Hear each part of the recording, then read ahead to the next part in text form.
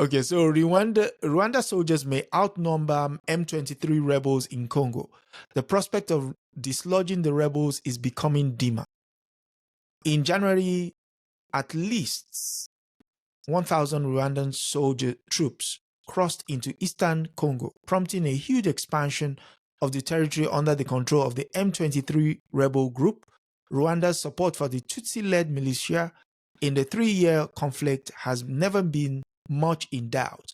Drone images have long shown its soldiers infiltrating the border, and suspiciously advanced weapons have turned up on the battlefield. Rwanda's government, which previously denied supporting M23, now neither confirms nor denies the presence of its troops in Congo, but a new report by UN experts circulated this month suggested the scale of the Rwanda's intervention is far larger than previously acknowledged. You were going to say. Okay. So what I like is that The Economist used to be an outright Rwanda/Kagame apologist. So now for The Economist to state as explicitly as The Economist can do, based on their pattern and style, that, this whole thing of M23 is just fiction, right? Yeah. Basically, this is Rwanda, which has invaded Congo. If you read through the lines, that's what they're saying in the strongest term that they've ever said, right? Yep. When they start saying that it's never been in doubt, right, that Rwanda is playing that role. The Economist in the past never published those kind of statements, right? Position. Yeah. So that shows that. And of course, The Economist, as you know, is the Bible of capital, one of the Bibles of capital, in addition to Financial Times, the Wall Street Journal, and so forth, right? It's one of the important Bibles of capital. So it means that capital really has decided to put pressure on Rwanda and to expose Rwanda. Although they're still hinting at, negotiations. How do you negotiate with somebody who has violated your sovereignty and invaded your country? I don't know. Would you advocate that for Britain if France was doing the same thing? Under guise that these are just dissatisfied British rebels who don't like the British government. And then you admit also that, oh, by the way, there are actually thousands of French troops that actually exceed the number of the British rebels, right? And then, you would hint at negotiation. That's nonsense, right? You would say that they deserve to be pushed out so that Congo can enjoy its sovereignty. So they're hinting very strongly by putting that kind of expose on Rwanda, that Rwanda cannot get away with it, even though they're also reporting that they've made significant advances militarily, correct? But I think we also had a similar conversation some weeks ago when The Economist, I don't know whether that was The Economist or Financial Times, but the publication we read was still playing that, oh, see no evil, hear no evil, and still focusing primarily on M23. That was The Economist. Sorry? That was The Economist. Okay, very good. So now you see how it's changed its own language, correct? Meaning it's privy to conversations that is occurring at the high levels of Western political corridors and the corridors of capital at the same time. Congo has many of the most critical minerals that they need. And I don't think they're going to allow Kagame to mess things up. It's not so much caring about Kagame or caring about the Congolese, but it's to have access to those resources that they need. So that is the difference between the previous coverage and what I detect in this particular one. Much more explicit in terms of calling out Rwanda. And they might also be on to what you are saying, because there's a part here which says, yes, few outside forces have the appetite to fight the rebels. For one thing, it would mean going up against Rwanda's army, which is generally seen as one of Africa's most capable. UN peacekeepers in North Kivu tend not to engage Rwandan regulars.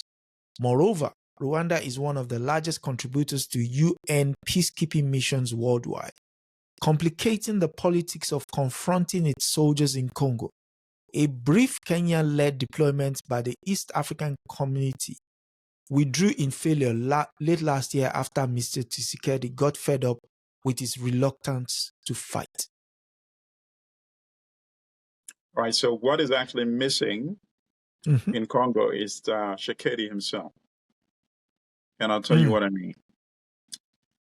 Who is the president of Ukraine? Zelensky. What was he known as before he became president? What was his main profession or reputation? He was a comedian. He was a comedian. So you have a comedian who is seen as the symbol of national resistance. And whether you agree with the dynamics of the war or not, and of course, I don't agree with the dynamics. I think the West are primarily responsible. That is not to say that Russia has not committed atrocities with the invasion and all that. But I'm saying it did not occur just in a vacuum. The West are provoking Russia by trying to expand NATO into the borders. It would be like back in the day when you had the Warsaw Pact of what was then the Soviet Union and its satellite states. And they were trying to expand the Warsaw Pact to Cuba. You think the United States would just stand idly by? Well, the Monroe Doctrine would not allow that. Cuba would be quickly occupied. True. Right?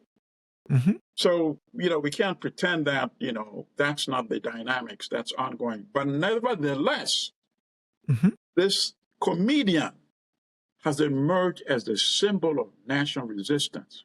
Correct? Correct. Sometimes dressed in military fatigue, addressing the troops, going toward the front lines, being in cities that have sometimes been bombed, right? He's not seen as a comedian anymore. Many people probably have forgotten even that he was actually a comedian. Do you see Tshisekedi conducting himself in a similar way? No. The answer is absolutely no. Zero.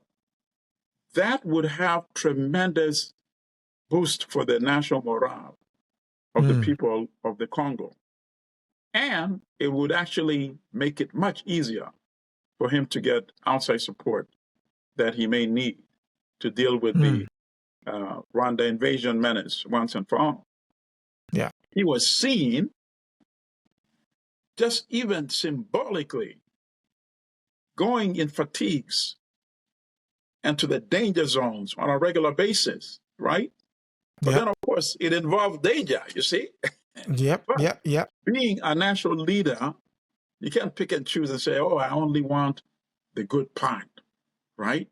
Where I'm being lauded as a national president and enjoying the comforts of the presidency. No, all of it comes together with the territory. You should be there mobilizing on the front line, rallying support, send these images globally. You would get more support from your own citizens, number one, and then from outsiders.